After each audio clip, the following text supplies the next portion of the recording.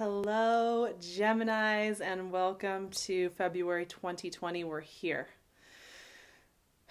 We traversed the power of eclipse season, the power of some really big shifts in dynamic, in quality of energy. And I think coming into February, there's a really deep mystical reset going on, I've noticed as I've been checking in with the energies and as I've been checking in within each sign and each quality. There's a really important point here in the year. We've just done all this eclipse season work, right?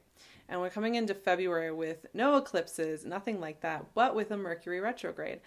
Your ruling planet is retrograde in Pisces, and it's working its retrograde through your 10th house in Pisces and a little bit into your 9th house. And these are really important aspects of yourself.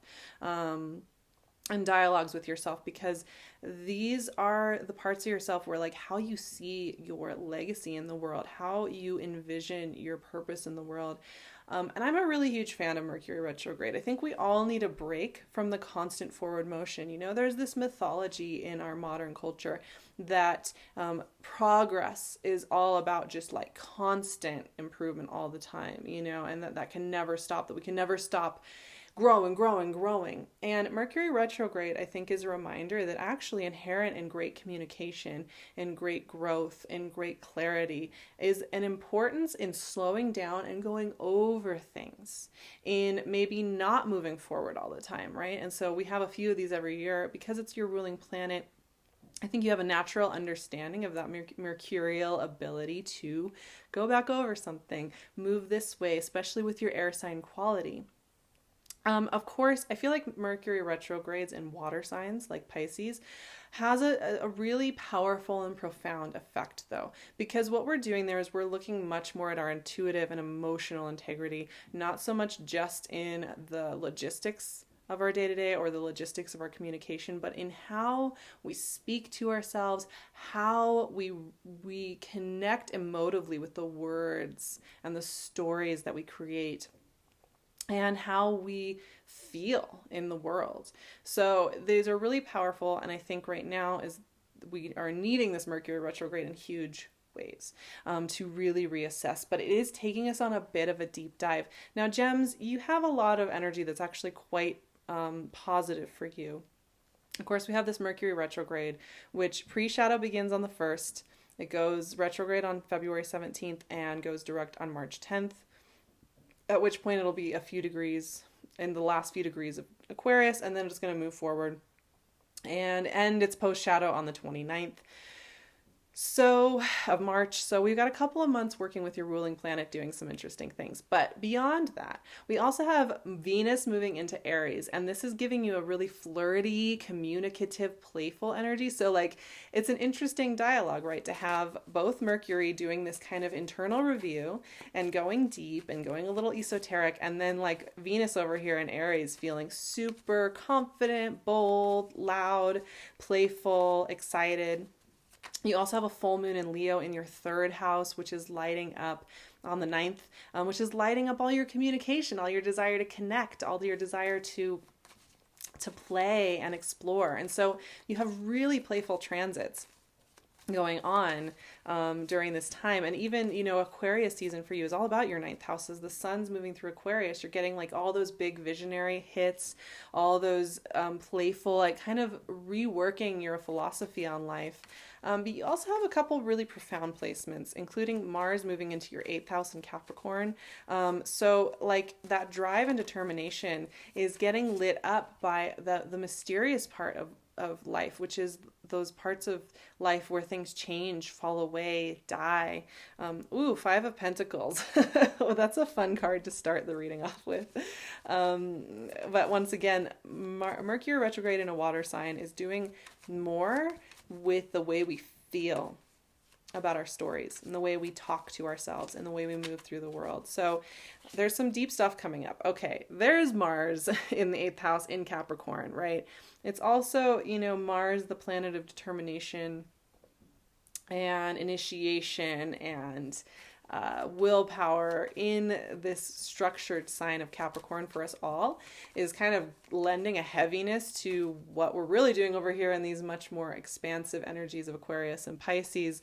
It's a very interesting dynamic. And then, of course, Pisces season activates your 10th house of who you want to be in the world, how you want to make an impact. And you have a new moon in that house as well. The new moon's on February 23rd. Woo, 10 of Wands. Okay, gems.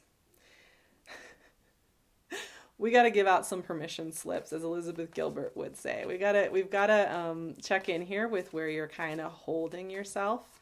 Well, okay, 2 cards wanted to come out. 10 of Cups, Knight of Swords. I love it. Oh man, I love this flip right here.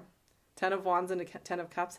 Yes, I am all about that. I'm all about that dialogue. I think that's a really powerful, potent dialogue that is very real in our lives. I think the New Age movement and the pragmatist movements all kind of say, oh, well, you just have to choose to just be happy and you'll just be happy. But King of Swords. Ooh, we're getting all your swords. We're getting all your clarity of message coming back here near the end of the reading. But in reality, as we grow and expand and release a weight from something, we grieve that while we actively also open up to the joy.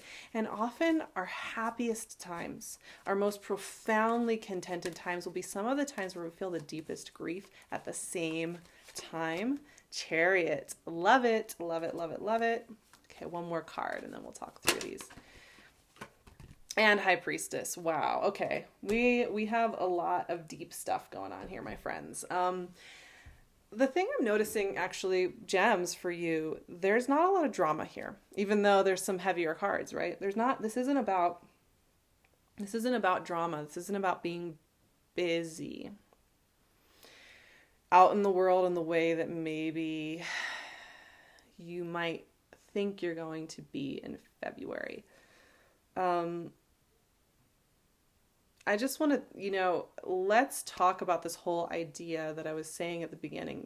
Mercury retrograde is really important for us because culturally, in a capitalist system, I don't want to get too into this, but culturally we've been trained to constantly improve, constantly lose weight, constantly be getting better at something or gaining strength or gaining money or and that there needs to be that linear path to just gain, right? And that does really interesting things to the way we value ourselves as energy and as beings and just as feeling emotive beings. It can get us into these cycles where we feel we have to constantly be pursuing something. And that's what I'm seeing here with these first 3 cards. 5 of Pentacles is always where we feel like that poverty, that lack of universal support, that feeling of being shut out by ourselves, by somebody we love, or by like higher frequency, feeling shut out, feeling scared of falling down if we try, right? The Devil is very much tied to that idea of hard work will pay off if you're a hard worker. And then suddenly you find yourself underground, chained up to something and you don't even know if you care about it. And then 10 of Wands, same thing. You find yourself doing this task and you're doing it in a difficult way, or you're doing a task that doesn't even need to be done. And when you take a moment to look at it, you realize you've been putting plugging yourself into these templates that you created. And maybe at one time they were useful and they made sense and they worked, and now they don't. And it's a really important time to look at that. And that's what I think the benefit of having your ruling planet in a place like your 10th house, in a place like Pisces, you can really look at do you really need to be doing that? And where you're putting pressure on yourself to feel like you have to keep being better and bigger and bolder every single day. Every single day has to be this huge thing where you feel empowered and aglow all the time. Really question that, because that's its own prison. And what I'm noticing here for you is that's coming up as a theme. While we have some of these deeper transits happening for you, and that often where we're going to get our best experiences in life aren't coming from this whole idea of more, push, move. It comes from a much softer place, right? And that's where that dialogue, right, between the grief of letting something go and the joy of embracing something new happens simultaneously. These are both tens, right? And tens are all about a cycle completion, a rounding out, a culmination of an experience. These are very much about graduating into something. And there's a dualism going on here, but I think they work really well together. There's the dualism of realizing you've graduated away from maybe valuing yourself based on how much you can carry, and a graduation into ease, a graduation into understanding that some of the best things in life come from a place of softness, right? It's going to come up again and again this month. It's just what's happening with the collective, quite honestly, but also specifically with you. Now, here's the thing. I always find this to be such an amazing process. This whole idea of controlling ourselves and mastering ourselves and making sure we're really strict with ourselves and getting things done and making things happen and being on our game when it comes to communicating with people we love, when it comes to pursuing our career goals. We think if we just keep the taskmaster on, we're going to get more done. And that if we let our natural natures step up to the plate to do that, and we soften, that nothing will ever get done and we'll be lazy sloths laying around in bed all day. But here's what I find really amazing about this.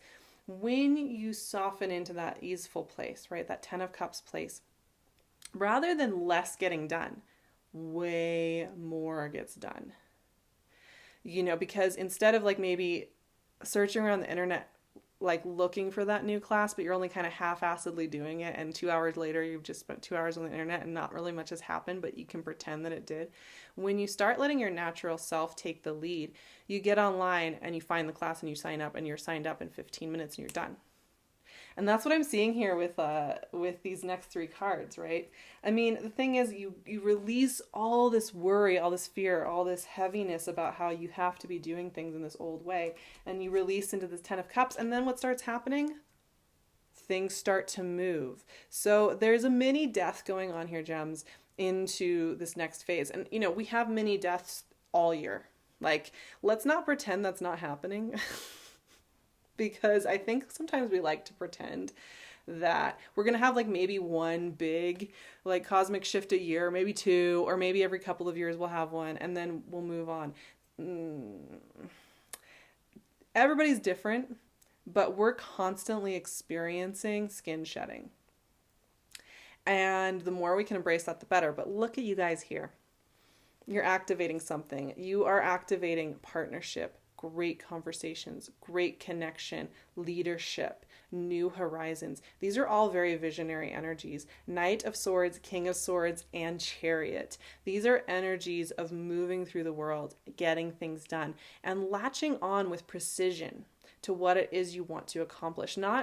This is very precise energy, and that's what I'm saying about effectiveness. And I think sometimes Mercury retrograde helps us be effective in life and be really present in life, because it stops us from constant noise and constant movement and has us look at where we really want to make that impact. You know, Tim Ferriss is famous for the 4-Hour Work Week book, and the whole concept there. I mean, really, you don't have to read that whole book because there's not that much in there, because really the concept that he's saying there is, rather than filling up your schedule with all this stuff, make that one scary phone call. Sign up for that one thing. Really get to the core of what it is you want to express or say to somebody, and go and do that. Precision. Precision of showing up to that point. That maybe is a little scary, that maybe is a little intimidating, but is also exactly what you want. Don't, you know, rather than watering down what you want and being like, well, maybe I'll be allowed to have it if I keep piling on my plate. If I keep it busy and noisy enough, maybe then I'm allowed. Maybe you're allowed to have that thing and have it be quiet. Maybe you're allowed to pick very selectively. The thing that I'm noticing here too is, like, you know, you might have some very communicative times this month and really connective times. Like, you do have some transits that are working in your favor as far as making new friendships, making new relationships, flirting, talking, communicating, throwing out ideas, having creative joy. And you're going to be noticing you're meeting people who also have creative vision. Now, once again, you don't have to pick up everything, right? We've just been talking through this whole carrying every single stick that you can. Doesn't work. Because here's the thing, your final card is the High Priestess. Oh, I love it. Because, Pisces season is upon us at the end of the month. And we're having your ruling sign moving through Pisces. So High Priestess is very Piscean. High Priestess sits in the spirit realm, right? She gives messages that are not going to translate to your planner.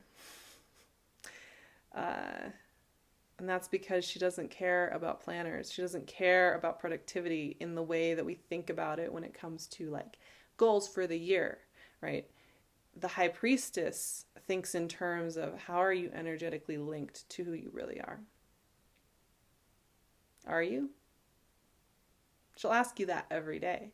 In fact, for gems, I would say a really great exercise for February would be when you get up in the morning, maybe after you've had a run or a coffee or whatever, maybe some of you can just get out of bed and go straight to do this.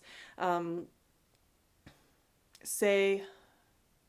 down, who am I today? And see what comes on the page.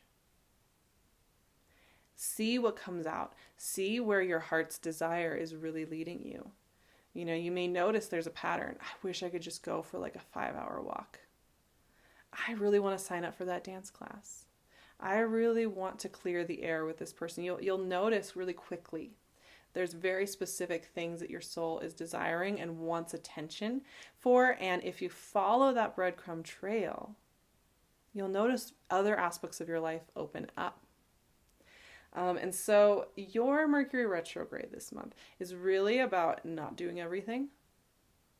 It's about facing up to where you don't feel worthiness if you aren't doing everything.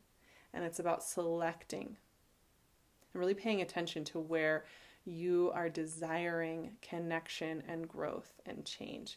Now, I wrote words out onto a sheet of paper for the month of February.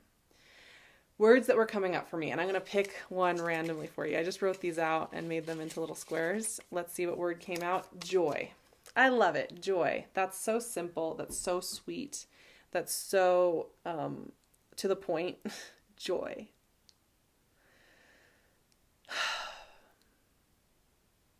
What would happen every morning that you say, who am I today? And you start writing out, and what gives me joy today? What would give me the greatest joy? What would happen if you really started to follow that joyfulness? A lot of times the joyfulness, it's not about, I'm just going to walk out of my job. Maybe it is. That could be the long game, right? But a lot of times it's like, I would like to not look at my phone for the first 2 hours of the day. That's joy. I would like to have a deeper conversation with my partner about where I am in my life. That's joy. I would like to send an email to somebody I really want to co-create with. It scares me because they are a little intimidating because they're doing amazing stuff. That's joy.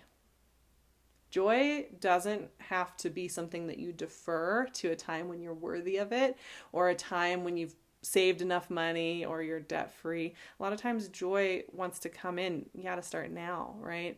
And so you're getting directed to that. And the thing is that you are meant to be connected with lovers, with partners, with creative people this month. You really are. There's so much there. The only thing to kind of keep in mind is you may have a desire to block yourself from it, to shut down, to avoid it. But you always want to start slow. It's all about the micro adjustments. Don't expect yourself to also just overhaul your life this month. You're going through a mini death, and that means that there's adjustments happening here. There's check-in happening. In the wake of everything that was brought up and surfaced in December and January, we're needing February to really fine-tune again. I hope that you have a beautiful February riding through this very potent and powerful time of year. It really is a time of deep cosmic intelligence, which is not always comfortable to translate down into the physical and can be a little confusing at times. So just riding this wave with everybody else, it's a really great time to take it a little slower and just ask yourself, is this authentic to me? I will be doing a Mercury retrograde video over on my Patreon. So if you're looking for more insight into what this specific Mercury retrograde is bringing up for the collective, and just for the process of who you are in life right now, you can go join me there. And of course, you can get all the other materials that I create over there. I would love to see you. It would mean so much for you to join me. I also have a handful of sessions still left in February for one-on-ones. So if you are looking to connect with me, keep an eye on my calendar. I'm going to be slowly opening up sessions throughout the year, month by month. So you can connect with me for that. And you can find me on Instagram at SarahVerba. So all of these options I will leave in the description box. So ways to connect with me. And of course, I'm wearing PinkLune's gorgeous jewelry. So go check out a beautiful collection of amazing handmade things. I will see you all in March for more Piscean magic, more Piscean logic, more Mercury retrograde in Pisces, and the shift in zodiac from Pisces to Aries. It's a big month. So have a beautiful February, and I will see you very soon.